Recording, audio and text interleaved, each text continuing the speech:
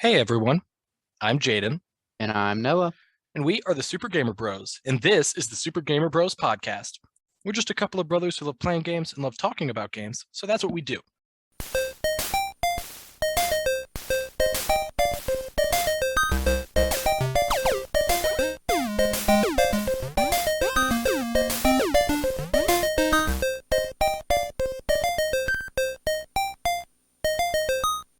And today, Noah, I'm actually pretty excited for this one. We are talking about Grand Theft Auto 5. This is extremely exciting. Grand Theft Auto 5 was the first Grand Theft Auto that Jade and I ever purchased. I think I ended up purchasing it 4 or 5 times. Thanks, Rockstar. But Yeah, it's 3 for me. yeah, but it was the first that we ever actually played all the way through and owned ourselves. We knew about Grand Theft Auto, obviously. It was, consistently one of the most famous games that ever existed.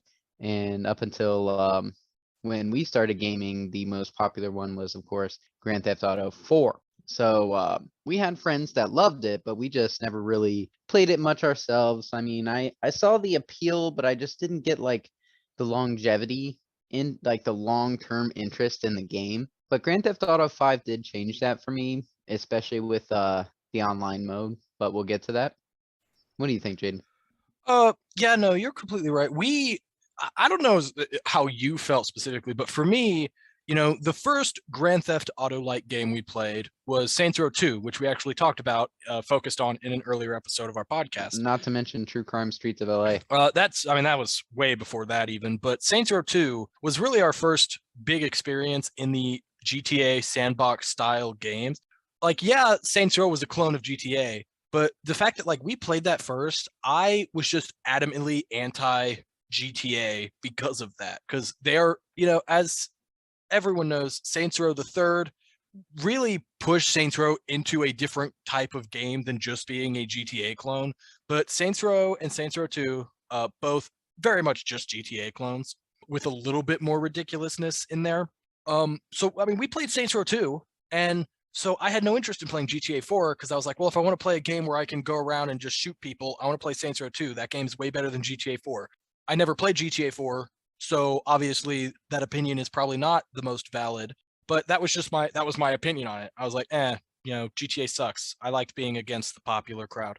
And then the thing that really turned me on to GTA 5, and I'm sure you as well, was I believe it was the online trailer before GTA 5 came out when they showed you owning an apartment, traveling around Los Santos, talked about the heists, and I mean, it was just awesome. Like I remember seeing that. I watched that trailer so many times because I just thought, dude, this looks like the coolest game ever. Um, and then also around that time, Saints Row the Third was coming out, and Saints Row the Third, honestly, I didn't like the fact that they had changed so much about it and made it a lot more comedic than Saints Row 2 was. So I switched from being a Saints Row person to a GTA person with GTA 5. And as you said, we got it day it came out. We got it from GameStop. I took the day off school to go get it, and then it had to it downloaded for like 5 hours, so I didn't even get to play it until you got home from school because you still went to school because you're a nerd. And we played it and never looked back. Go to school, kids. Exactly. Um, yeah, first of all, I do want to talk about this. Pretty much, I think maybe not so much nowadays that kids are downloading and whatnot, but you don't have to beg your parents to take you to the game store or, go to GameStop at midnight when you're 16, 17, and staying there for the midnight release of, a Batman Arkham game. It's just an experience of gaming that was something I really enjoyed, you know, and I don't, I think as time goes on, I don't think that's going to happen as much. No, I absolutely agree with you. I don't think I don't even know if GameStop does midnight releases anymore. Honestly, I've never bothered to check, which I guess just kind of goes to I mean, show. GameStop is hanging on a limb anyway. Well, that's they're still there. They're still there. Yes. But anyway, so we obviously we played it on the PS3 initially. We loved it, and I mean now we're talking about it. I really have nothing else I can say about GTA. GTA 6 still isn't out yet, so let's just talk about GTA 5. It did, I think, recently came out on the PS5 and Xbox Series X, so we're kind of It celebrating is that, I free, I guess. think. Online is free. GTA Online is free because that's like a Oh, separate game now on PS5. I don't think GTA 5 itself is free on PS5. It could be part of Game Pass. I don't know. But anyway, so let's just start with like the setting. GTA 5 takes place in San Andreas, which is a fictional version of the Southern California countryside, and also large chunk of that map is Los Santos, a fictional version of Los Angeles. It's a really big map. oh yeah, it's huge. The game takes place in San Andreas? Yes. Wasn't there a GTA San Andreas? Uh-huh.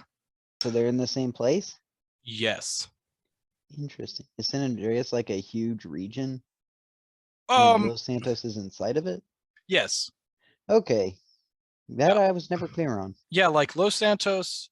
I think in GTA San Andreas, which that was back on the PS2, we never played it. For anyone who is probably going to scream at us in their minds for how wrong we are, I'm pretty sure Los Santos is in GTA San Andreas, but obviously, and I mean at the time, San Andreas was one of the biggest, at least on console video game maps ever.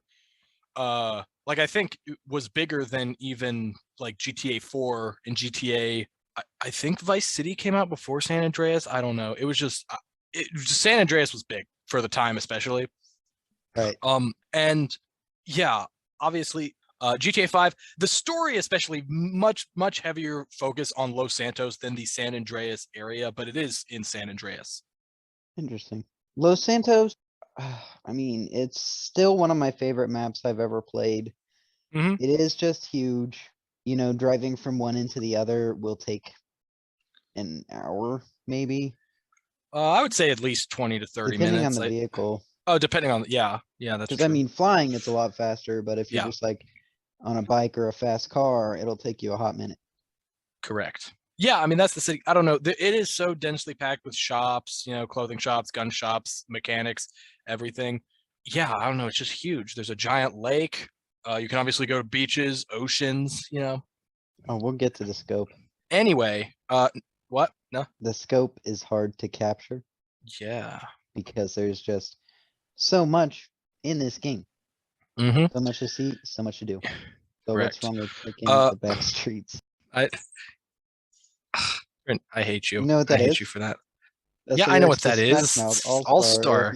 Yeah, I know what it is. I know what it is. That's why I'm mad. The story. In 2004, Michael Townley, Trevor Phillips, and Brad Snyder partake in a failed robbery in Ludendorff, North Yankton, resulting in Michael being presumed dead. 9 years later, Michael lives with his family in the city of Los Santos under the alias Michael DeSanta, having made a secret agreement with the Federal Investigation Bureau, or FIB, agent Dave Norton to stay hidden. Across town, gangster Franklin Clinton is working for a corrupt car salesman and meets Michael while attempting to fraudulently repossess his son's car. The two later become friends. When Michael finds his wife sleeping with her tennis coach, he and Franklin chase the coach to a mansion, which Michael destroys in anger. The owner of the mansion, drug lord Martin Madrazo, demands compensation. Michael returns to a life of crime to obtain the money, enlisting Franklin as an accomplice. With the help of Michael's old friend Lester Crest, a disabled hacker, they rob a jewelry store to pay off the debt. Meanwhile, Trevor, who lives in squalor on the outskirts of Los Santos, hears of the heist and realizes it was Michael's work.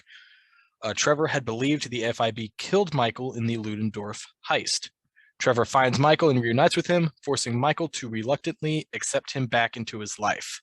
For Lester, how is being disabled a character point?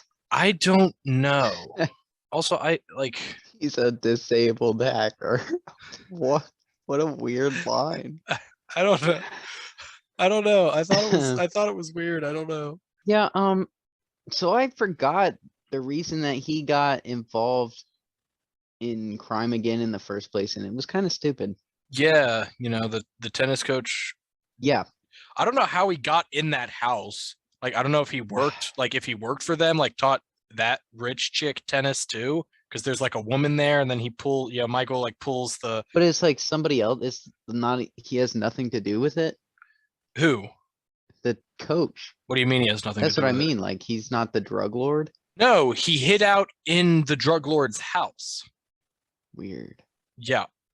No, I remember being surprised because I mean, you play this game for a long time before you unlock Trevor as a character, which is surprising because all of the ads for the story and stuff were about the three of them. So it was very surprising to me how long it was before Trevor was in the game. Yeah, that's it. I don't know. I didn't feel like it was that long. I felt like it was longer than I expected it to be. Anyway, as time goes on, the protagonists' lives spiral out of control. Michael's criminal behavior prompts his family to leave him, and when he later becomes a movie producer, he comes into conflict with Devin Weston, a billionaire venture capitalist and corporate raider who attempts to shut down Michael's studio. Michael thwarts his efforts and inadvertently kills his assistant, causing Devin to vow revenge. Meanwhile, Franklin must rescue his friend, Lamar Davis, from his former friend and rival gangster, Harold Stretch Joseph, who attempts to kill them to prove himself to his new gang. Concurrently, Trevor tries to consolidate his control over various black markets in Blaine County, waging war against the Lost Outlaw Motorcycle Club, the Latin American street gangs, rival meth dealers, private security firm Merriweather, and triad kingpin Wei Chang. Having broken It's so convoluted. There's a lot going on, man. There's a lot going on. So, having broken his agreement with Dave Norton, the FIB agent from before, by committing heists again, Michael is coerced by Dave and his superior, Steve Haynes, to perform a series of operations alongside Franklin and Trevor to undermine the International Affairs Agency, or the IAA. So obviously, the FIB is the FBI, and the IAA, I believe, is meant to be the CIA. Under Steve's direction and with Lester's help, they attack a convoy carrying funds for the IAA and steal an experimental chemical weapon from an IAA lab. As Steve comes under increasing scrutiny, he forces Michael and Franklin to erase evidence against him from the FIB servers. Michael takes the opportunity to wipe the data on his activities, destroying Steve's leverage over him. After reconciling with his family, Michael starts planning his final heist with Trevor, Franklin, and Lester, raiding the Union Depository's gold bullion reserve. However, Trevor discovers that Brad was not imprisoned as he was led to believe, but killed during the Ludendorff heist and buried in a grave marked for Michael. Deducing that he was supposed to be killed in Brad's place, Trevor feels betrayed and leaves Michael for dead following a standoff with Chang's henchmen, causing friction within the group and threatening to undermine their plans. I want to pause real quick. It says here, I guess Trevor was supposed to be killed instead of Brad. I never got that. That part I actually did get because Michael, it was like Michael really didn't like Trevor, and he really didn't care about Brad, so he wanted Trevor to be the one to get shot instead of Brad. Well, yeah. I mean, I just never got Trevor that. I thought found that out at some point, and that's why he was pissed at Michael. Well, I just thought he was pissed because Brad died, because he thought Brad was in prison because Dave had been like sending him letters pretending to be Brad in prison. So I thought he was just mad because it turns out Brad had died. I never realized that Trevor was supposed to be the one who died. Anyway, meanwhile, Steve Haynes betrays Michael and Dave Norton, and they become caught in a Mexican standoff between the FIB, the IAA, and Merriweather. Trevor aids Michael and Dave, feeling that only he has the right to kill Michael, and agrees to perform the Union Depository heist together and then part ways afterwards. The heist is successful, but Franklin is afterwards approached by Steve and Dave, who contend that Trevor is a liability, and then separately by Devin, who seeks revenge on Michael. Franklin has three choices: kill Trevor, kill Michael, or attempt to save both in a suicide mission. Should Franklin choose to kill either Michael or Trevor, he ceases contact with the man he spares and returns to his old life. Otherwise, Michael and Trevor reconcile, and the trio, aided by Lamar and Lester, withstand an onslaught from the FIB in Merriweather before going to kill all of their enemies, being, Chang, Stretch, Steve, and Devin. The three protagonists cease working together but remain friends, and that's the end of the story. None of those are the ending I wanted, which is they stay friends who rob banks together. Oh, I mean, I think that's fine. They just basically like stay a heist crew. Yeah, I is what I get you. was looking I for. get you. Well, I mean, I think it makes sense that they didn't, because like Michael wanted to be retired. You know, Well, he yeah, I didn't want to mean, do it anymore. you gotta have some growth in your story. You can't have it end on a non-ending I mean, unless they I wanted to continue it into GTA 6. mean, I would argue a lot of people end on non-endings. Remember Mad Max? He ends exactly where he started, and you didn't seem to have a problem with that one. That's not a non-ending. That's Mad Max. The beginning is the Uh, end, you idiot. God, I apologize for Jaden's lack of culture. All right, he just doesn't lack of understand things. He's a little slow. lack of culture. But All like, right. He just if said a they had little bit ended, ago no, that if he they had preferred ended, Saints Row 2 over Grand Theft Auto. and I stand by that. But also, you're saying that like it wouldn't have been a good ending if they all were just a heist crew. But that's basically the same thing that Mad Max was. You know, like he ended exactly where he began. If they all were still a heist crew, they would have ended where they began. So you're But just you wanted him to wrong. be king of the mutants? Yes. Jeez. That's not Max. Well, how do you That's know what not what he Max would is? do. How do you know that? Because I've researched the property quite a bit. Oh, okay. Nerd. No, I really like the story Go of to school, GTA kids. 5. I really like the story of GTA 5. I mean, honestly, I would say that's For probably the me, it's best. not really like the story. Like the plot of what happens isn't really that exciting to me, and it's really convoluted and hard to follow. But I'll tell you what is Well, really good is the I have to characters. The I feel like characters are real. I feel like I have to disagree with you in the convoluted and hard to follow. I feel like the description I just read is convoluted and hard to follow, but in the game when it's actually spread out quite a bit more, you know, like I still found I myself summarized very in 10 confused minutes. a lot, Like though. And uh even you said like you missed a lot, like you didn't know that Trevor was supposed to be the one that was killed. well, that's one thing I missed. Everything else I feel like I got pretty good. The only I mean, I think like I think I do agree with you that it is a bit much. I feel like because even, you know, this description I just read cuts out a lot of details. I mean, I feel like unnecessary details for the purpose of how we usually describe plots in our show, but there are a lot of things that are completely not mentioned in this description I just read. So I do feel like there is a bit too much, but not to the level I feel like you think of it. I don't think it's like the basic. What I'm saying is like the story is good with all that extra plot stuff that you kind of miss. So the story that I experienced was like the bare bones. We get together. Then Trevor's upset because he was supposed to be killed, and then Franklin got to decide basically who was killed, and that was that. To me, that was all the story was, and it was more about like the great lines the characters have and how well they're delivered by the voice actors. You know, I mean, I I mean, each of them are just so unique and I great. mean, I no, mean, I a million percent agree with that. The characters, specifically your three protagonists you play as, are absolutely the are absolutely very well written, very well performed. They carry this game very much. Honestly, other than the three of them, I don't really give a shit about any other character. Like I straight up hate Michael's family. Uh yeah, but that's what that's how you're supposed to feel about them. They suck. I guess. You know, it's like I overall I mean I like the story. I do. I do. I like it. Anyway, that's the story. Noah, why don't you get us into the gameplay? Because, you know, that is, I would say, very much the big draw of Grand Theft Auto. It's the big draw of any video game, Jaden. They're video games. What about We're all Telltale? here for the gameplay. It's considered gameplay, technically. Okay. It's an engine. You're Well, moving. I would argue there's, you know, some games that people play for the story experience, like say The Well, Last you're of Us. right. You're right. I'll Despite the give you fact that, that. you know, the gameplay is very big, a lot of people play for a story. But Grand this is Theft, not one of them. but I mean, really, I think any Rockstar game, as far back as maybe, I mean, I think even all the way back to like San Andreas, their older games, all of the stories are very well reviewed.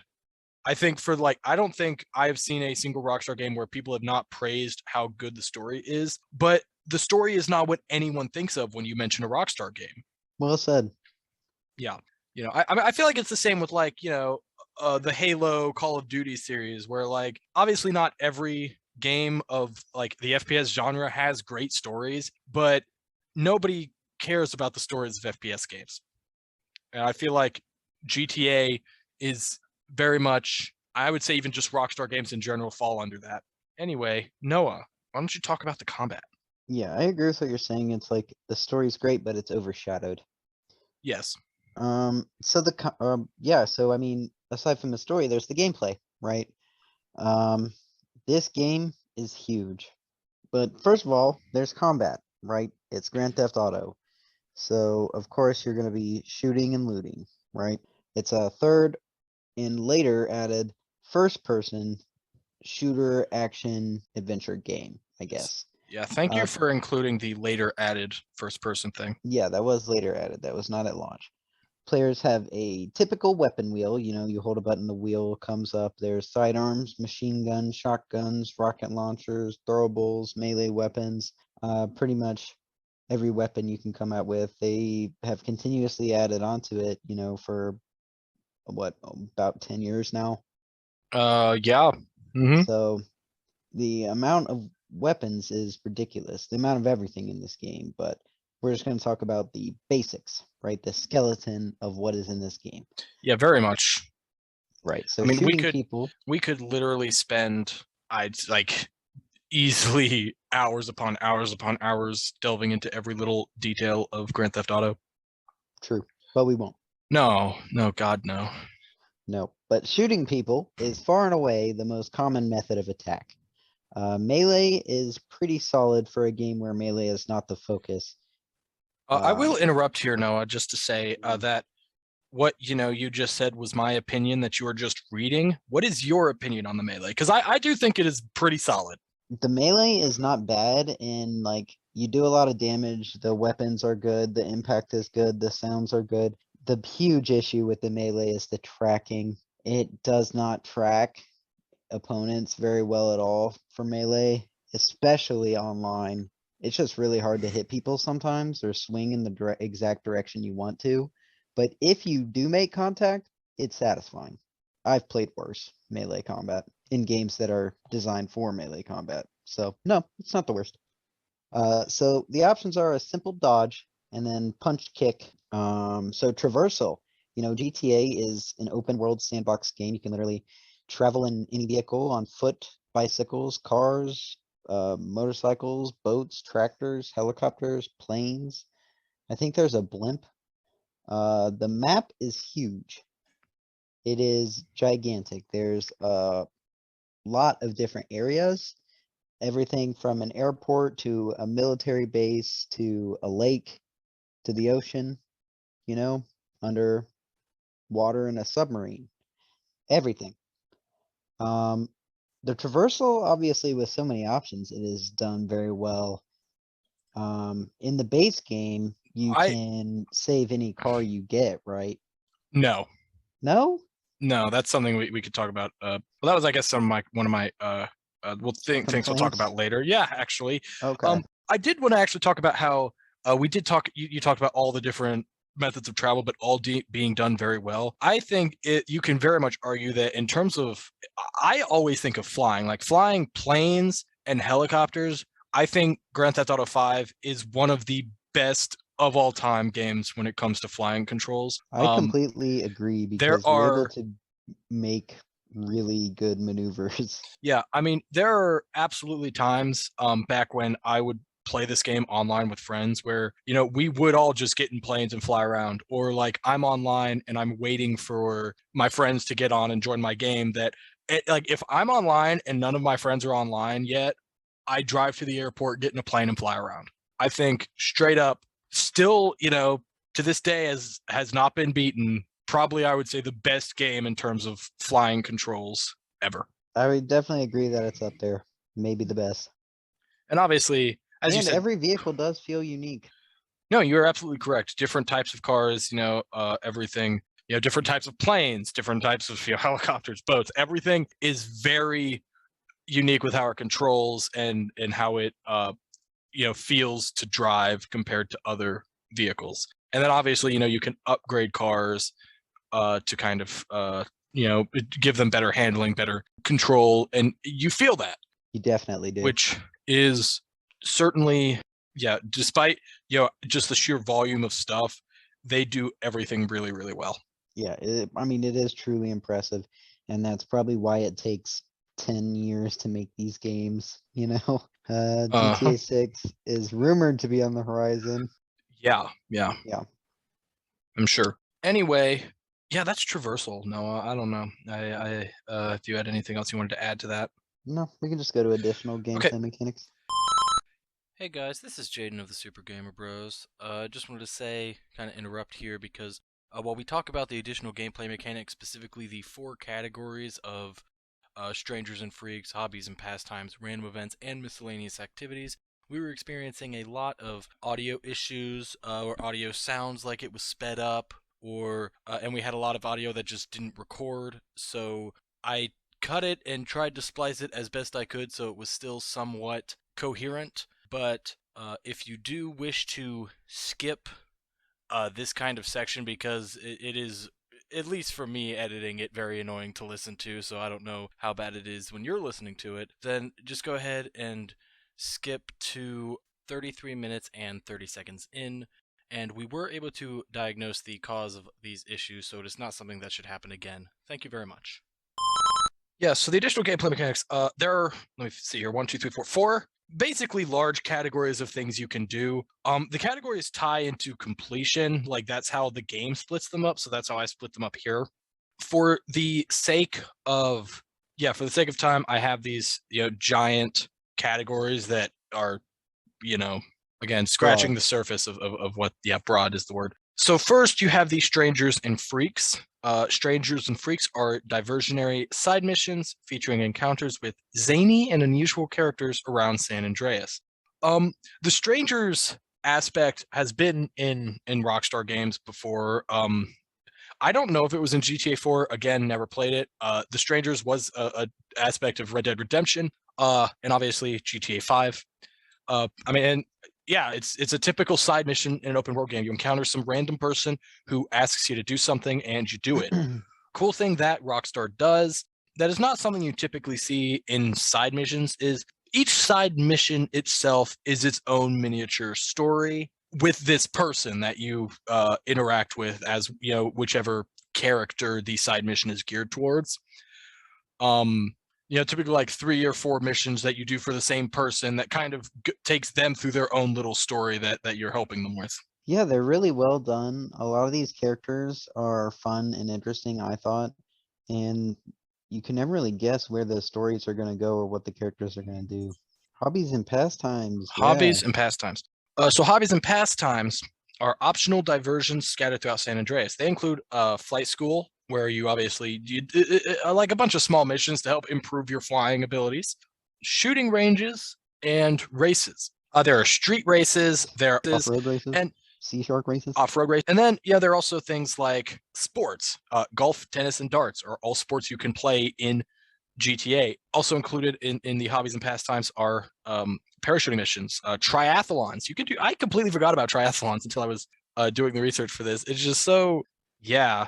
You also do like trafficking missions, hunting challenges, perform yoga, photography challenge. There's a lot of stuff, man. It's huge. Favorites, Yeah. of course. My favorite is tennis. Tennis That is makes something that sense. me and my friends legitimately played on Grand Theft Auto 5. I played tennis in real life and I loved it. In GTA is tennis games and they're not fun. GTA did it better. That's all. That's oof. I guess for mine would be the flight school courses. Again, the flying controls in GTA phenomenal. The flight school courses very fun. Some of them are like the only I would say flight school courses. At least I don't know if the flight school courses in the story. And there's one where you're in a helicopter that has like a machine gun attached to the front. You have to like shoot some targets. That's the only time I would say I had an issue with the flight controls. Aiming in any flying vehicle that if you're not using like auto lock missiles or anything like that, aiming in a flying vehicle is not great. That's the only complaint I have about the flying Unless you have missiles. challenges. Oh, the challenges. Well, again, I was gonna say darts, but that's just because it's super easy and I could throw a 9-darter. Yeah. Also, I'll admit, I did golf a few times. Surprisingly, really Wow. pretty solid golf game. I never once completed a course. I would always quit before then. Yeah, that's what because I was gonna it is something that, like golf in real life, takes a decent amount of time. But it's an incredibly fun, like again, they're all those, like, they're the old, I don't think they make them anymore, like the old, like, Tiger Woods golf games and stuff. No, I'm pretty sure they still make them. Oh, that's crazy. But and they're fine, but I feel like, I guess, props to them, the games are a little too realistic and decently hard to be good at least in my experience playing them, which was at this point, years and years and years ago. But GTA 5 was cool because it made me feel like I was actually decent at golf. Right, so you also have random events.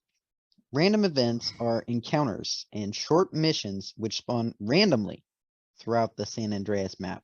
Yep. Examples include like somebody robbing an ATM, driving drunk people home, stopping muggings. Yeah, the car chases and the Yeah, ATMs people and just stuff. randomly Yeah. do things. But it is something that, especially just with how many there are, you'll run into a lot of these just playing through the game. Because they're in. It's certainly, there are things that absolutely exist just to make the world more immersive and realistic, I suppose you could say. You run into a random event, and most of them are like 5 minutes of your time, and you're done, and you're back to doing whatever you were before. Yeah, and they can still be interesting in a short time. So aside Yeah. from that, we have the miscellaneous activities. They include anything from buying a vehicle from a website to calling up a friend to go out for a night on the town. The things that you just do for fun. Yeah, pretty much like going to watch a movie, walking and playing fetch with Franklin's dog, doing like they have the around the map. I guess this is talk about like your sort of challenges, the under the bridge knife flight challenges, which are done in planes, and then stunt jumps, obviously jumps in a car. They're kind of your big three things. You can buy a bunch of different properties, which then give you missions you can do with those properties. I guess we could talk about that in more detail if you wanted to know. I don't know. That seems And then like something that you online. can do. What? I said that's more online. No, it's different. I don't think those activities are available online, actually. Well, let me rephrase that. I feel like we're thinking about different things here. For example, in the story, you can buy like Trevor's airfield. I can't remember what it's called in the game, like McKinney or something like that. And you can buy it as Trevor, and when you do, you unlock 5 missions where you are trafficking drugs as Trevor, like in a plane. So you have to just fly to a location, deliver the drugs. And there's also, I can't remember what the place is called, but you can buy a like waterfront property as Michael, I believe it is. And when you buy that, you then can take the submarine out and find radioactive materials underwater. Right. As far as I'm aware, I mean, you get money for doing those, but in terms of playing, I guess for like the player, your purpose for doing those is it's all completion stuff. Buying those properties is like a miscellaneous activity. Holding up a store, that's a fun thing. I feel like, I mean, you can do it obviously in the main game, but I feel like is much more associated with online. I was just saying, I feel like it's more associated with online than the base game. No, you're correct. Anyway, and that's, again, the 4 broad categories of activities that you can do in Los Santos and San Andreas. We can't talk about GTA without talking about the police. So, obviously, if you break laws, you are then hunted down by the police, and they shoot on sight. So it's like, obviously your bounty outlaw system. It's ranked by stars 1 to 5, which actually was a first for the GTA series, because in all the previous games it actually could go up to 6 stars. GTA 5 was the first that maxed it out at 5. Obviously, the more stars you get, the better equipped police come to get you. Like at 1 and 2 stars, you're basically just hunted by normal police officers. At 3 stars, they start sending like helicopters and boats. At 4, they start sending the SWAT. At 5, they send in tanks. I think, obviously one of the most common, most not common, what's most synonymous with the GTA series, obviously, is the police. 100%.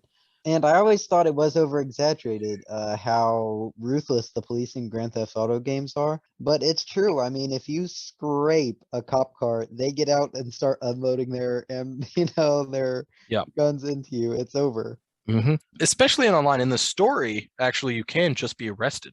Really? Yeah, I think it can only happen when you have 1 star. I think if you go up even just to 2 at that point that you cannot do that. But yeah, if you get 1 star and you just like, put your gun away and just don't do anything, I think they will just arrest you. Like, you know how in GTA 5 when you die it says wasted? It'll say arrested. It'll say busted.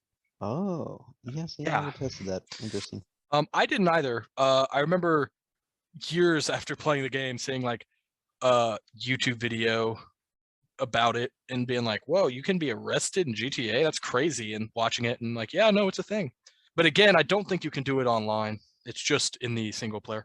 Speaking of online, Interesting. Noah, why don't you talk about GTA Online? Right, so GTA Online has everything that the single player has to offer, but a little bit, crunched, so you can't get as much resources so easily. Gotta pay for those. Uh, and, there's other online assholes who are running around, flying around, driving around, shooting, blowing everything up just like you are. So the benefits, of course, are you get to play Grand Theft Auto with your friends and go through a kind of story-like thing, not really a series of missions, to increase your character that you create, his or her level, their skills, and most importantly, their cash. Because the only way to obtain anything in Grand Theft Auto Online is by paying for it, of course. And there are very few ways to get cash, but the main one, when it was finally added into the game, is the heists, right? So heists are basically, I guess, large robberies that are planned over a long period of time, where your heist group will spend a series of missions obtaining everything necessary and completing the plan for said heist before actually starting it. And then the heist itself is conducted as one kind of like long multi-part mission, and usually ends with you fleeing with a bag of cash while somebody is chasing and shooting at you. Uh, Heists are some of the most fun in GTA and GTA Online, to be honest. And they are definitely the best way to get money, without a doubt.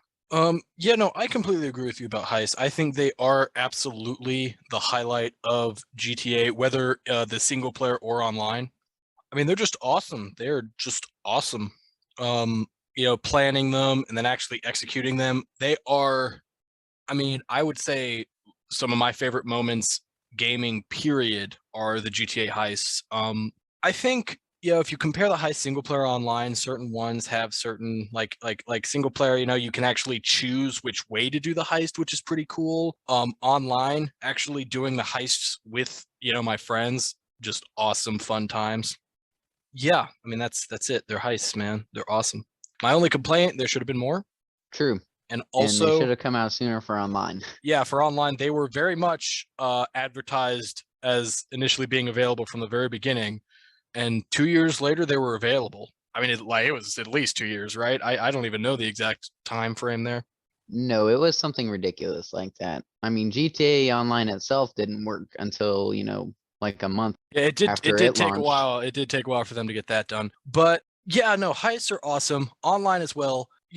Playing can be annoying because people are assholes, but I mean, there was a solid year and a half of time maybe where like every day my friends and I were getting on and playing GTA Online for hours, messing around, doing whatever. Incredible times. I absolutely as someone who never plays online games, absolutely loved it. My only complaint, which is the same complaint that literally every person alive has about the Grand Theft Auto Online experience, is things are too expensive and you can't get money quickly. And that's it. No, farming in general is near impossible. You're right. Well, not impossible. It's not like it's difficult. Sometimes it is, and it takes forever. Yeah, it's just tedious. Like they'll always have like, oh, if you play this game or do this activity, like it's like double money and double XP, whatever. That's fine, I guess. But even then, a lot of times that double money, double XP is for competitive games, which are obviously not even a guarantee for you winning. So what's the point? I don't know about you, Noah, but I'm not good enough at any game to consistently win. No, and that's not nobody is. That's not how it goes. Even the best lose. Everybody loses. Nobody wins every game. Mm-hmm. And I had a huge problem with that when I was playing Mortal Kombat. That's just how it goes. But in GTA, it's worse because it's pay to win. You get in there and I just started GTA and you got this dude over here who's got a laser gun and is just blasting me apart. It might not have started out pay to win, but it ended up there. You're correct, because initially, with online, you have to be a level to buy guns, to buy certain guns. Like you can't get certain guns until you're a certain level, like, the RPG or the like minigun, chain gun, which you have to be like level 120 to get. But none of the DLC weapons have level requirements.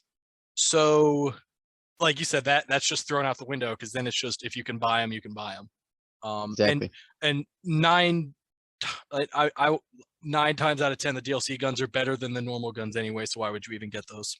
Yeah, but that's GTA Online. I don't know. And it is great and it is horrible. It's its own unique experience. Mm-hmm. Yeah, I mean, other people suck. Whenever my friends and I would play, we would always get into an empty server and yes, that was the only way you could really play. And then, sometimes we would even do private servers. But private servers kind of block you from being able to do certain things because they think you're trying to boost, which I'm sure a lot of people did, but whatever. It was always, try to get into an empty server and play amongst ourselves. Yeah, fun times. Now, I feel like we cannot talk about GTA 5 without talking about realism. So, like pretty much all of Rockstar's games, they go above and beyond with realism. And that's for better or for worse. There are 3 prominent examples in GTA 5 that I could think of as I was making this document without really going into a rabbit hole of just looking at all the different realistic things they do, because there are obviously some that don't really matter, like realistic reactions by dogs in the game is a thing, but I felt like, why would we need to talk about that? So big things that I felt like working that would be worth talking about are, 1, you level up skills by using those skills.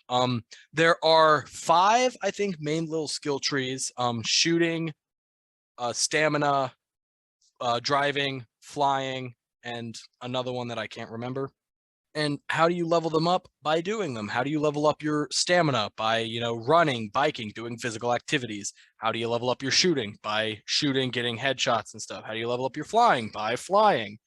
It is really cool how leveling those skills up, you actually do feel the difference. For example, if you're talking about single player, Trevor's flying skill is, I don't know if it's automatically maxed, but it's all automatically at the very least 1 level below max. And you can absolutely feel the difference between flying as him and flying as Franklin, who has a very low flying skill to start off, or flying as an online character who, again, has a very low flying skill to start off. Same with, being able to handle vehicles and how shaky your reticle is while you're shooting, how long you can run before you're tired. It is very much a very noticeable difference being the lowest level versus being the highest level in all of those skills. And that's something that I think is cool. I think it is cool that you have to use those skills to level them up. It's not like you level up and just apply skills that way too. Yeah, I agree with you. But also, I also like how, compared to maybe a game like Skyrim, where you can't do this thing, like you can't, in terms of like what's that, blacksmithing, you can't craft this thing because your skill isn't high enough. You can do anything from the game, no matter how low your skills are. It's just easier to do when your skills are higher. Like it's not like perfect system. Yeah, like it's not like you can't fly a plane as Franklin because he doesn't have a high flying skill. You can absolutely fly a plane whenever you want, as whoever you want. Just it's easier the higher your skill level is, and therefore at the beginning it's easier with other characters. Another one, and this is, I would say, for worse, is the radio system in GTA 5 where there are like 16 radio stations. They, all, specialize in different genres, the AM radio. They have, different DJs and hosts and ads and, the predetermined song lists. Every other game like this I play that has a radio system, it's never as good as Grand Theft Auto 5's. And it just hurts me that I can't have a good radio experience again. I agree and disagree with you. I agree that not a lot of games have as detailed radio systems, and they're typically worse for that. I disagree with you that Saints Row does it better, where in Saints Row, you can literally have your own personal radio station, which I guess you could basically say is like your mixtape, your own I burn completely CD, forgot about that, yeah. where you can literally pick and choose every song from every radio station and add them to your own, and it'll just play those songs on repeat. Well, I'll do you one And that's better. way In better. Fallout, you got a Walkman, and you can listen to the radio when you're walking. Through the whole game, you can have the radio playing. I'll admit that's better. Can't do that in GTA or Saints Row. But yeah, I don't like the radio system in GTA because there are literally times where I'm flipping through radio station after radio station trying to find a song I like, and then there are times where I can't, so I turn it off because there isn't a good song playing. I hate that in real life. Why would I want that in a video game? Yeah, but it's hard to make good songs. The No, but second thing about it no, is, you're I was saying it's gonna hard say, to. like, you're saying like all the songs that are playing you don't like, except for the few really good ones. But I'm saying like I just recently finished Cyberpunk 2077, and there is one good song on the radio. One. All the rest Yes, are but again, counterpoint. Saints Row. In Saints Row 2, you can make your own radio station with all of your favorite songs so that no matter what, you'll get a song you like. It's like, even if, I mean, I remember in Saints Row my song list being pretty long, but say even if it's just 5 songs you like, at least I could listen to those 5 songs on repeat, and That's fair. I take your point. and in GTA you can't do that. And that's the one thing I don't like. It's one of those things that, like, yeah, I get it. It's realistic and you have, going through all those radio stations and stuff, but again, like, I hate that in real life. Like, that's why 90% of people in real life have in their cars aux cords, or they have like Bluetooth now, or I mean that's why CDs exist, is to avoid that problem of not having anything to listen to on the radio. And it annoys me that that's a thing in GTA, that like literally playing online and stuff, there were times where I was driving around and I would go through every single radio station, and it's like, well, nothing good on the radio, better just turn it off. It's stupid. Let me Anyway, just listen to music. Also, garages. Again, something that I like about Saints Row over GTA. In Saints Row, your garage has a limit, but that limit is like at least 30 vehicles. You can have so many vehicles in your garage in Saints Row. And I think the garage in Saints Row also is like a universal thing. Like, no matter what crib you're at, it's the same garage. I might be wrong about that, but I'm pretty sure it is. In GTA, garages are realistic. If you buy a house and there's a 2-car garage on that house, you can fit 2 cars.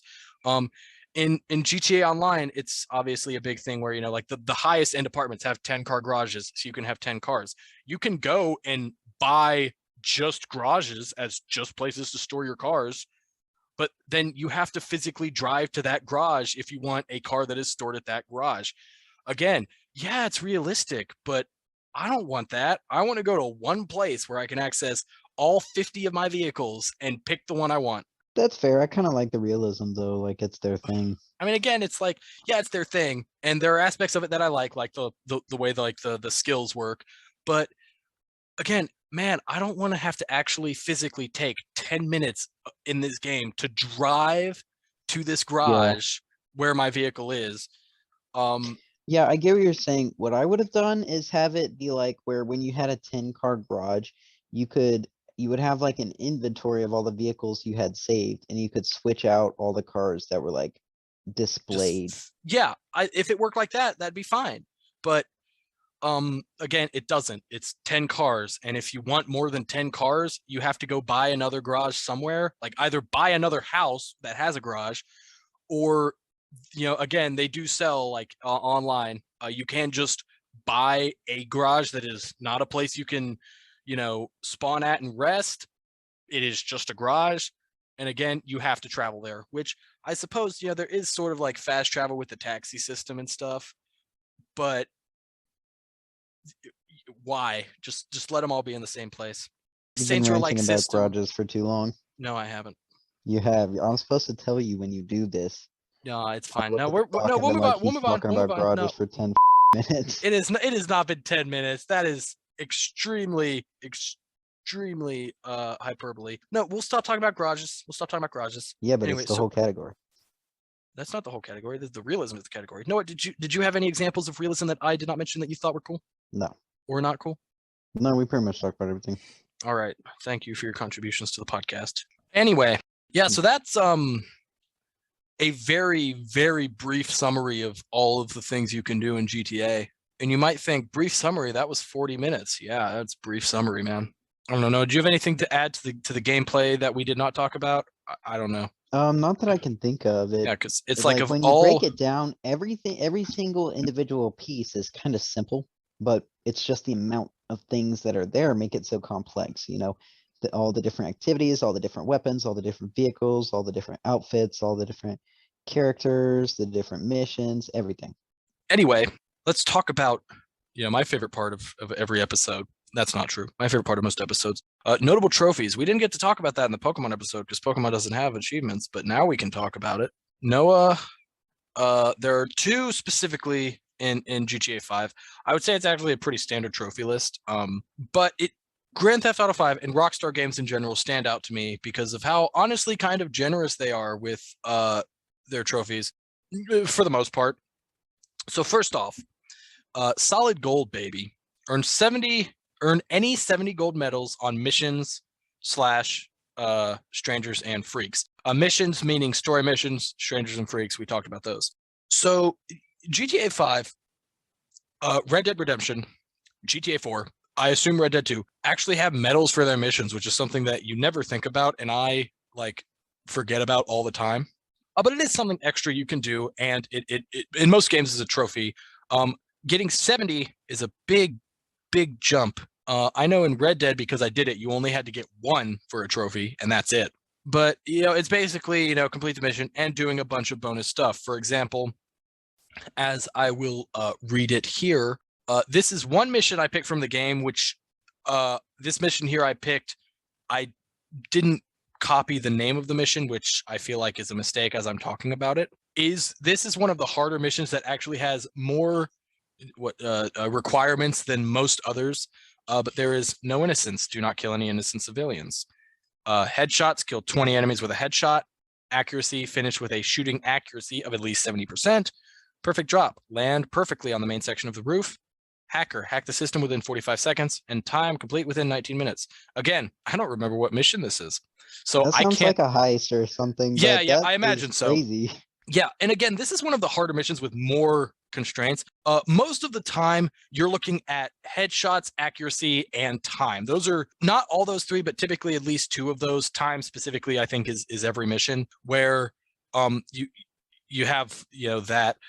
These are not what's the word? These are, I don't know if stackable is the word. Like you don't have to do all this in one playthrough. So obviously, with landing perfectly on the roof, if that's something that is difficult to do, you take more time doing it. Obviously, that makes it harder to complete the mission within 19 minutes. So if you might do that on a separate playthrough of the mission than doing it in under 19 minutes, because when you're doing it in under 19 minutes, you don't have to care about it. Same with taking time to get 20 headshots. Don't have to worry about that and completing the mission in 19 minutes at the same time. That's not so bad. Yeah, it obviously just means you have to play through the mission more. Again, there's I think there's 120-ish about total missions. So this obviously very hard mission here you could absolutely not do, because I'm sure there are at least 70 missions easier, which again is very nice of them. They don't make you do it on every single mission. it's a large number of missions, but again, less than 70% of missions you have to do this on, which is nice. Thank you, Rockstar, for being nice. And then the other trophy, career criminal, achieve 100% game completion. Now, I have mentioned previously in several of our episodes open world games and how some of them can be nice with what you have to do to get the platinum, and some can be mean. Grand Theft Auto, Rockstar, actually very, very nice. Achieving 100% game completion does not mean doing everything. For one, to achieve 100% completion, you don't have to get gold medals. That is not a thing that's required. You just have to complete missions. Again, very nice. And then when we talked about the hobbies and pastimes, strangers and freaks, random events, miscellaneous activities, those are all categories used in the 100% completion counter, which is why they are split up that way in our document. But you don't even have to do all of them to get 100%. You just have to do enough that Rockstar is like, yeah, you've experienced GTA 5. For example, there are 58 Strangers and Freaks missions in the game. You only have to do 20. And again, not even all of them count. You have to do a specific list of 20. So there are literally 38 missions you can completely not do, and you still would be considered to have 100% completion of the game. Same with random events. There are 60 random events. You have to do 14. You don't even have to do 25% of them to 100% the game. That is very lenient. Yeah, so they are very nice about that. Yeah, so it's like, again, it's technically 100% completion, but they don't ask everything of you, which in any open world game, especially one as big as Grand Theft Auto 5, I can really appreciate. GTA 5 is not a game that I have all of the, I do not have the platinum in. The single player of it, I would absolutely love to do, but the multiplayer trophies, like most games, are what stopped me from getting the platinum. And I did not do like 100% game completion or 70 gold medals, because why would I put that much time in to not get a platinum trophy? I've only ever put that much time into a game that I was not going to platinum one time. It was Mad Max, and I'm never doing it again. Great game. It's okay game. Well, you about 100% of it. So yeah, those are the only. What? I said you about 100% of it. You're correct. Anyway, yeah, those are the two big trophies in GTA 5 I felt like worth mentioning. Again, because I just love how generous Rockstar is, with their trophies, because they could absolutely require you to get every single gold medal for 100%, or even just for the trophy for getting all the gold medals. They didn't do that. And as a trophy collector, Rockstar, I appreciate your kindness to the achievement trophy hunting communities, because there are several developers that are not as nice as you are. Anyway, that moves us on to our questions. Noah, favorite moments? My favorite moment was the ending because I killed Trevor. Oh, wow. I didn't Mhm. expect that. I was not a fan of Trevor. I always thought they just should have stayed with the Michael Franklin show and just called it a day. I see. My favorite is the first mission where you play as all three characters. They actually, I think, as part of I don't know if it was called a trailer or a demo, but they did actually kind of show that at like convention stuff, of showing you switching between the three characters, where basically you're like taking a hostage from, I think you're like for the FIB, taking a hostage that the IAA has and kidnapping him, and then eventually torturing him, but that's whatever. But it is the first mission where you play as all three, where I believe Franklin is the guy who he's being interrogated in this skyscraper, and Franklin, or no, I think it's Michael bashes in through the window and grabs the guy, and then you cut to Franklin, who's on a rooftop hundreds of yards away with a sniper rifle shooting people, and then you attach him to a helicopter that then Trevor is flying to the drop zone, whatever. Really, really cool mission to showcase switching between the three characters, and I mean, it was just a great mission overall. It was a great scene. And then heist. Favorite heist, Noah? Oh gosh, I don't know. They're all so good. Probably I'm just gonna say the very, very first heist you do in GTA Online. I don't think you do it in the main game, because in GTA Online it's like your introduction to heists. The and Fleeka it's job. limited. The Fleeka job, yeah, it's limited to 2 Yep, that is it. people. And I just love that one because it's the easiest one. And you don't need 4 people to do it. So I would just get one friend and we would just do the Fleeka job over and over again. I actually did something similar with the Fleeka job. I have 2. I have my favorite from the single player campaign and my favorite from online. Single player is the jewelry store job. It's the first heist you do, and I think it is. I think in the main story, I do think it is one of the better heists. Introduces you to heists, obviously, and it's just a really fun heist. It's like you're robbing a jewelry store. I love the just how cool, like the I don't know what the word would be, like it's robbing a jewelry store. It's I don't know what am I thinking of? It's classic, Classic, right? It's yeah, cliche. It's a yeah. It's a classic cliche. heist. That's Robbing a the jewelry store first heist. heist any crew does. Yeah, and it is very fun, very cool. And then online, my favorite is the Humane Labs raid. The I Human think Labs raid is my second. yeah, it I feel like is the best one. I think it has the best setup missions. 2, I think it is the best for in the actual heist, especially if you are one of the 2 people that actually goes inside the lab. It's incredibly fun, incredibly cool. And again, I think it has the best setup missions. Like it has the stealth mission where you got to go like get the truck that has like an EMP in it so you can take out the power. Like that stealth setup mission is really, really fun. I think it's the best heist all around in the game. Best setups, best actual heist job itself. Favorite heist. Yeah, it is well done. I was always like the getaway driver. Oh, I that's a never got the shame. cool roles. I never got to go inside the prison. I never got to go inside the facilities. Oh. I never got to be the hackers. That was. I don't remember how my friends and I decided that. Well, I think really how it ended up being decided for us was we always had our 2 groups where it was me and one guy and then the other 2 guys. Like whenever it was split into 2, I was always with the same guy, and the guy I was with was the best of the 4 of us at video games, specifically at GTA. So he would always get the harder jobs, so I would always just be put with him, and that's how I got to do all the fun jobs. Anyway, any miscellaneous things you liked? For me, game is pretty. It's something we did not talk about, but going back to when GTA 5 was first announced and we first saw that kind of announcement trailer, I was absolutely taken aback by how awesome the game looked. That was absolutely one of the things that hooked me. And to this day, I think it's still one of the best looking games out there. And it's a very, very pretty game. Oh, without a doubt, it is absolutely gorgeous. I was gonna say a miscellaneous thing I like about this game is these kind of games, you can play them however you want. And one way I play them is I will just jump in and spend my time driving around for no reason. Driving on Yeah. the highway, driving through the streets, driving in fast cars, just like you said, flying around for fun. Yeah, I completely agree Just with you there. doing random things in the game is always a good time.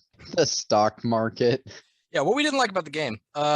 So the one thing I don't like about the single player is despite the fact that you make a lot more money doing things like heists than you do in online, you get nothing compared to what you need for some things. Like, for example, in the single player, the most expensive property in the game, I believe, is a golf course, and it's like $250 million.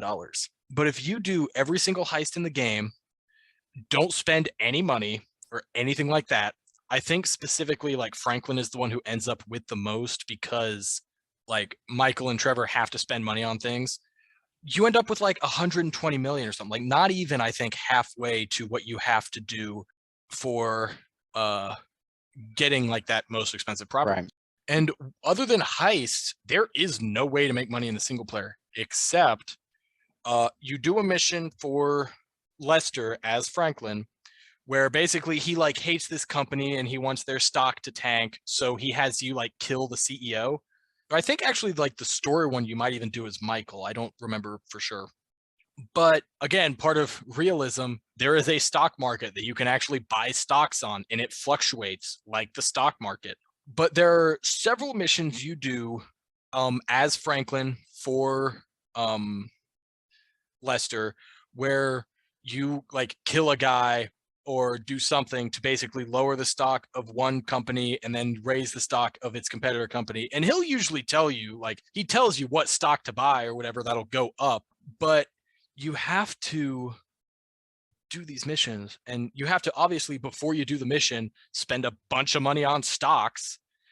And then after the mission, you have to wait for the stock prices to change. Like, it's not something that, like, you complete the mission, go sell your stocks, you've made hundreds of millions of dollars. You actually have to wait, like, real time for the stock market to change. And I don't have the patience for that, and I hate it. I hate it. I hate it. Again, it goes back to, like, the car radio thing. Like, this is stupid to me in real life. Why do I have to worry about this in a video game? I No? agree. I just, Anything you didn't it's like? not done well, specifically the currency. Yeah. I didn't know it was so bad in the story. I thought it was better for some reason. I mean, no, it's Maybe 1 million because I percent. didn't play it that long. It's 1 million% better because, again, other than the, like, I don't think buying the golf course actually does anything for you. Most of the places you buy get you, like, missions and stuff that you can do to gain money and just do extra things. And most of those you can afford with just doing the heist. And again, any car, any, like, apartment, any weapon you want in the game, any plane, you can afford all of that with just the heist money. But the fact that if you literally do this last heist, which is supposed to be like the big last job before, Michael goes into retirement, and you make over $100 million each, you still can't you still can't buy everything. And again, other than the stock market, getting to that 250 million to get that golf course is literally impossible. And that's where I get annoyed. Right, because it's not like you can do the heists again. Correct. Anyway, No, it's just hella replayable. yeah, replayability. Yeah. I even just talking about the story, I have beaten the story of GTA 5 3 separate times. Again, and I bought the game 3 times. I beat it on PS3, I beat it on PS4, I beat it on Xbox One. I love the story. It's awesome. And again, it's a game you can just jump into and screw around with for an hour, 45 minutes, whatever, Interesting. and it's awesome. Yeah, I played the story. I finished it in the 2 weeks after the game launched before GTA Online launched. And that was the last I ever played the GTA 5 story. Other than that, I've spent countless hours playing GTA in the years since, but it's all been online. And for me, it's infinitely replayable. I have friends that still play Grand Theft Auto 5 online on the PS5 today. Nearly 10 years since the game released and re-released and re-released, re-released again, but I don't think going back to GTA Online in 2022 is the answer. I think we just patiently accept and wait for the next game. Yeah, no, I get what you're saying.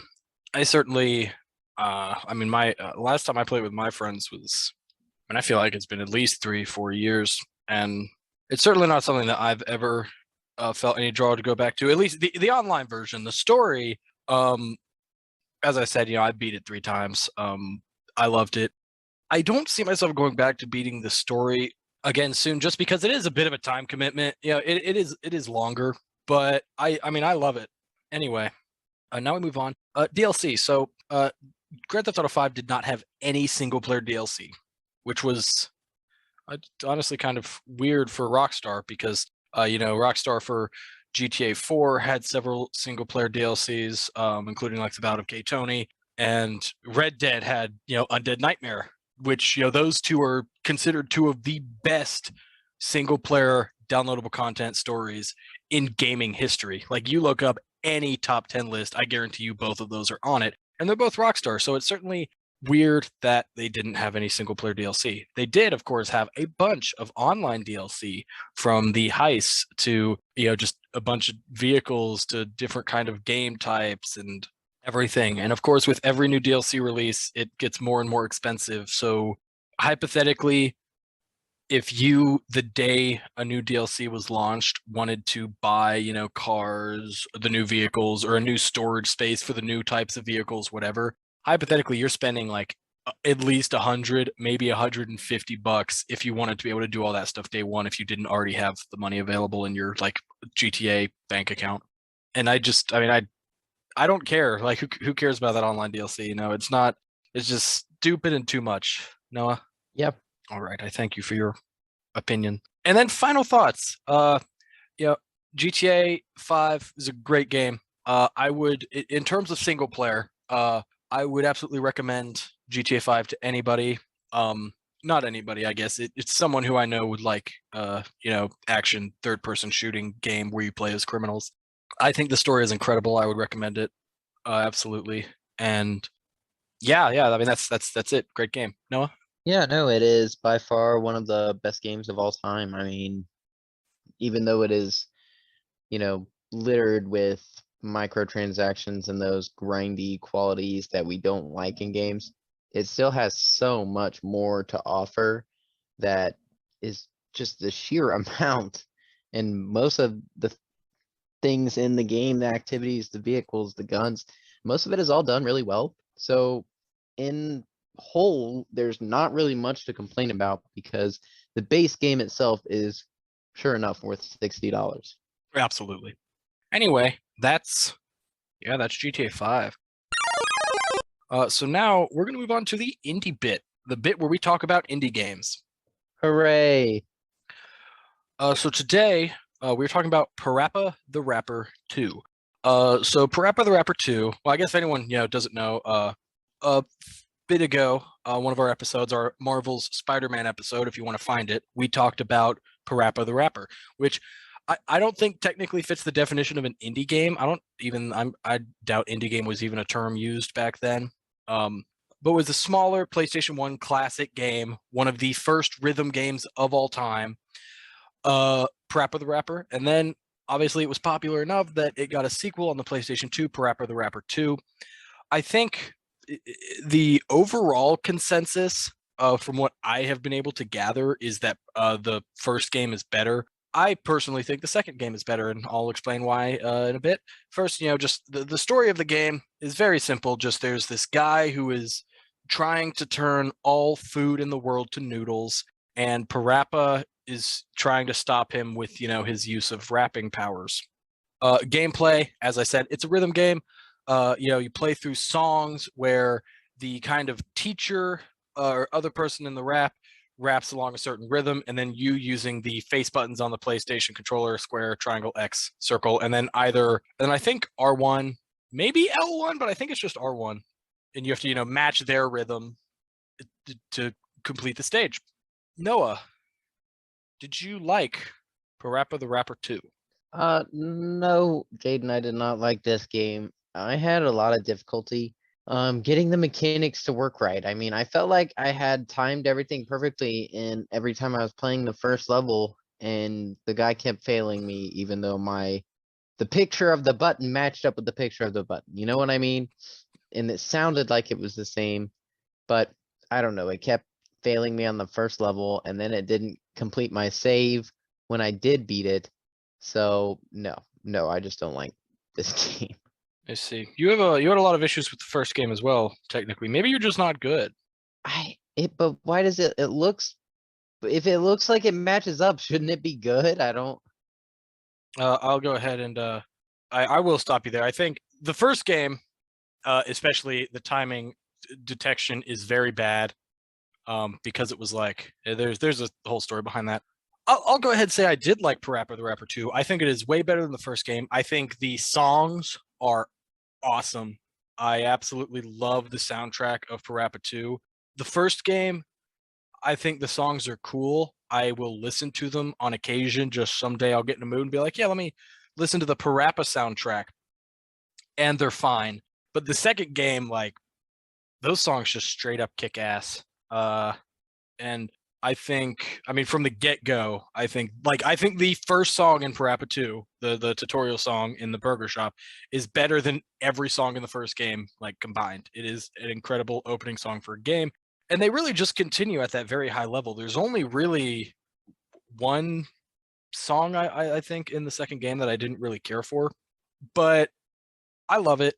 The only complaint I really have about Parappa 2, is no, I don't know. I'm sure you didn't know this, but in Parappa 2 there is a versus mode, and you can play against other people, or you can play against a computer. And the best way I can think to describe how it works is kind of like Pig where a rhythm comes up and you like the first player like makes the rhythm and then the second player has to copy that rhythm, but then also like I think has to build on top of it a bit and then goes back and the first person has to like build on top of it and then like it moves to the next line and that cycle repeats. I don't know, I'll be honest, I spent like 2 hours at one point trying to do that because you can do against another person or you can do against computer. And the computer has, I think, 4 levels of difficulty. And to get all the trophies in the game, you have to complete the 4th level of difficulty for every stage, I'm pretty sure. And I just, for the life of me, cannot understand how it works. I can't understand how you're supposed to gain points. I can't understand how you, like, make the other guy lose points, I think, is another thing you can do. I have absolutely no idea how it I works. don't know. The game is just Yeah. nonsensical. I have no idea how that versus work. Like, I would watch videos of people doing it and I would tap the buttons, I swear, at the exact same points they did and the exact same rhythm and everything. And I just like it just didn't work. I don't know. I don't know what it is. And the same thing kind of applies to the freestyle aspect, which is something that was in the first game as well, where if you just tap buttons randomly to like make a good rhythm that is not matching up with what the teacher does, you can unlock the cool rating where the teacher disappears and then you then have to rap by yourself for the rest of the song and try to again do it in a way that the game likes it and decides you're cool and you get that kind of true ending aspect of each song. I mean Sounds cool in theory. Never saw it. it is very cool in theory, but it just does not work well in the game. And it's another one of those things where I would watch a video of someone doing it and I would do exactly what they did and it wouldn't work. And even doing it on my own, I would do the same thing, like the same rhythm, obviously in multiple retries of these songs because I wouldn't get it in a whole song, where I would do the same rhythm at the exact same point in the exact same song, the exact same way I did it. And it's like this time it didn't work, but the last time it worked. And then the next time I try it, it works. It just doesn't work very well, which of course, Parappa and Parappa 2 are 2 of the earliest rhythm games of all time. It's just they're very dated in that aspect. So when you're trying to do the bonus stuff, I guess, is where the game loses it for me. But just matching up with the coaches and stuff, I had no problem with, and I thought it was great. Noah, what's our next indie bit game? The next indie bit game is Hades. Oh, that's cool. That's Supergiant, right? Is that the company that made Transistor? Yes. Then yes. Okay, yeah. So we did talk about Transistor on a previous episode, made by the same developers. Hades was I won't get into it this episode. I'm excited to talk about it. It gives me an excuse to play it because I've had it for like months now and never started it. Cool. Yeah, I mean, I'll have to play it on Xbox. I mean, I don't think that matters. Excuse me. Anyway, so sorry, I forgot this. No, I just wanted to say, we hit 2,000 total downloads for our podcast. So go us. Go us. That's very exciting. Yeah, it's really cool. Always cool when we hit a milestone like that. It makes me think, wow, people actually like us. Wow. Just waiting for a response. Yeah, Anyway, you're not going to get one here. oh, okay. Anyway, thanks to the 2,000 downloads, people who listen to this. And anyway, don't forget, new episodes every other Monday. Rate and subscribe. Tell us if you like our show, or tell us if you don't, and tell us why. Tell your friends and enemies about the podcast. And you can follow our Instagram, the Super Gamer Bros, for updates on everything we do. And you can subscribe to our YouTube channel, Super Gamer Bros. That is one word, capital S, capital G, capital B, period at the end, where we upload videos every Friday. Our last 2 videos we've uploaded, we did what is part 4, our last part of our Legend of Korra playthrough. You can't buy that game, you can't download that game, so watch our playthrough instead. And then we also started a playthrough of Mortal Kombat X. I'm a big Mortal Kombat fan. Noah is a bigger Mortal Kombat fan, and of course, embarrassingly enough, I actually never played through Mortal Kombat X or Mortal Kombat 11. So Noah is, using our YouTube channel as an excuse to finally get me to experience both of those games. And so we have started that with Mortal Kombat X. It's the best because you have to play those games and anybody can watch. That is, yeah. So yeah, that's what's been going on with our YouTube channel. And then we'll be, continuing to upload and is forever. Anyway, yeah, thanks for listening, and we'll see you guys next game. Bye.